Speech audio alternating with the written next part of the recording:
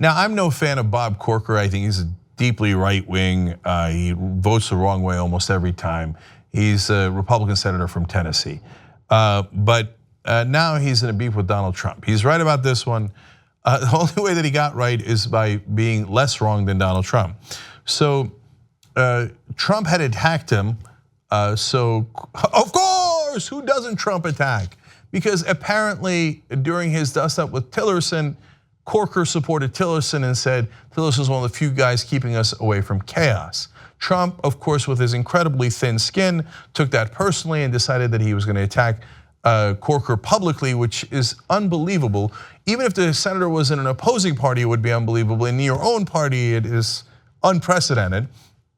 And he went around saying that, oh yeah, I wouldn't endorse him, and that's why he got out of the race, and he didn't have the guts to run. Of course, all of those were lies. What's new?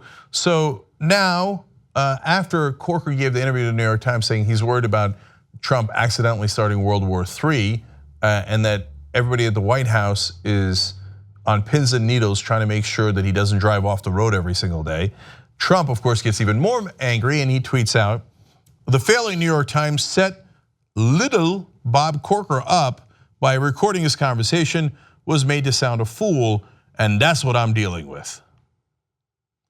So he's got a new nickname for Bob Corker. It's ingenious, little Bob Corker. Bob is apparently 5'7".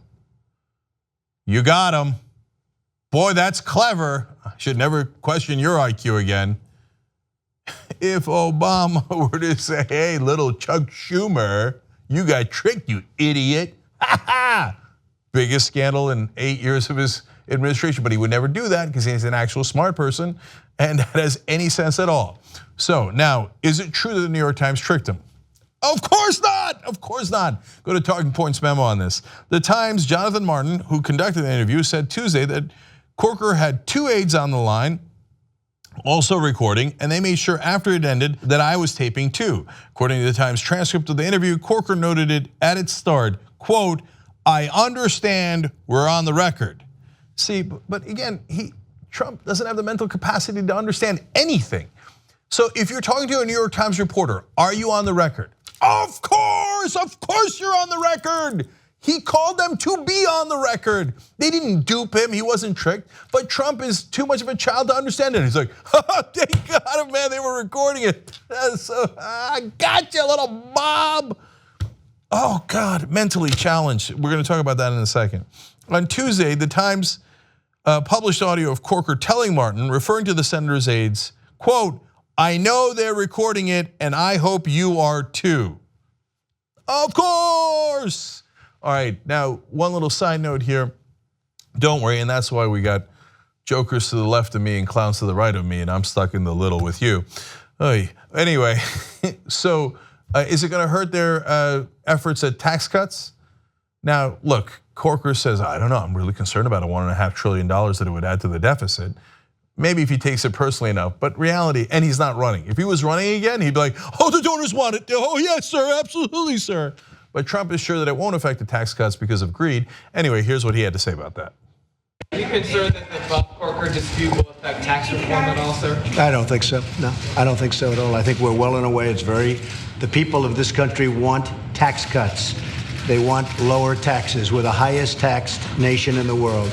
None of that is true. We are not remotely the highest tax nation on earth, and the people of this country do not want tax cuts. In fact, huge majorities of the country want tax increases on corporations and the rich. So all that's an absolute lie, but likely he'll get Corker's vote anyway, because no matter how much he's personally aggrieved by Donald Trump, he is bought and paid for by the donors. So, but this is not the first time that he's gone after Corker and his height. He apparently used it to make really important decisions. This is even more mental. It's Peter Baker of the New York Times reporting this. In labeling Mr. Corker little, the president was evidently returning to a theme. He considered Mr. Corker for Secretary of State during the transition after last year's election, but was reported to have told associates that Mr. Corker at 5'7" was too short to be the nation's top diplomat. This is how the guy makes decisions. No matter how many times I hear it and see it, it's unbelievable every time. he said that he was considering Mitt Romney for Secretary of State because he looked like he was out of central casting and he looked like he was right for the role. Mitt Romney devastated you during the elections. Yeah, but he looks right. He apparently did not consider Chris Christie. There's a number of reasons. One of them was that he was overweight. He doesn't trust anyone who's overweight and looks slovenly. Dude, you're overweight. Have you ever seen yourself golfing? But no. This is how he makes decisions based on people's appearances, not their intellect, not their experience, not whether they're right for the job. He's an absolute child. Recently, a group of esteemed psychiatrists came out with a letter asking Congress to please act. Now, they of course did not analyze him. They didn't give specific therapy to him. No one apparently has. He says he doesn't like introspection because he literally said he wouldn't want to know what he would find out about himself. Well, that's a rare thing he was honest about.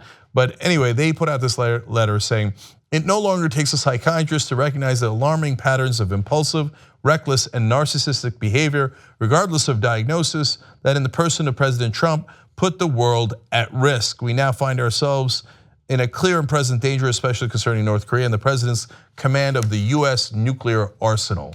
So in essence, some of the most esteemed psychiatrists in the country, including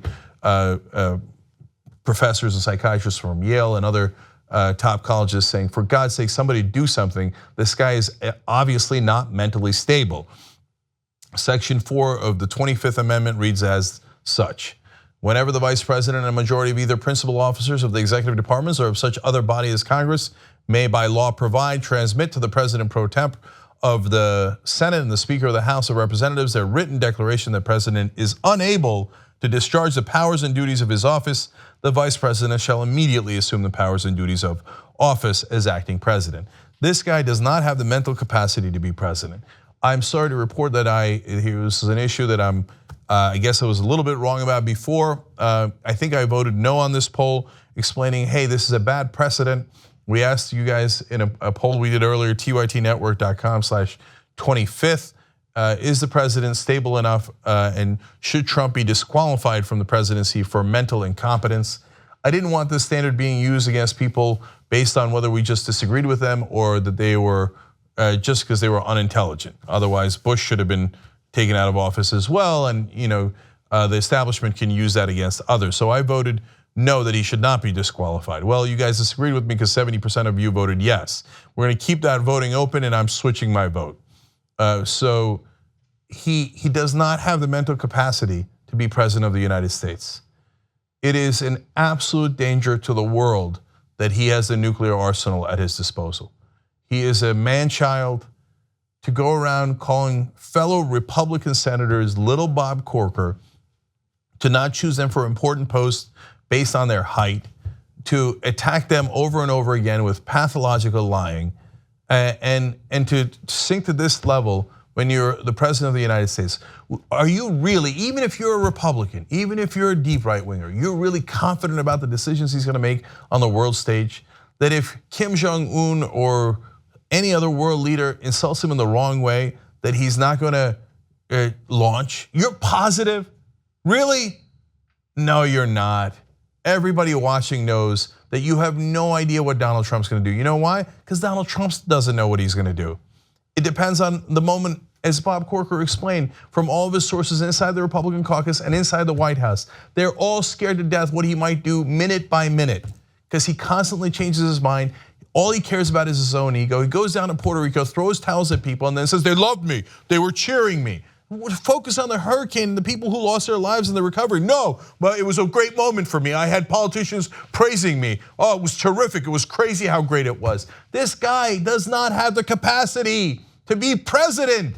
God knows what he's going to do. You don't know what he's going to do from moment to moment.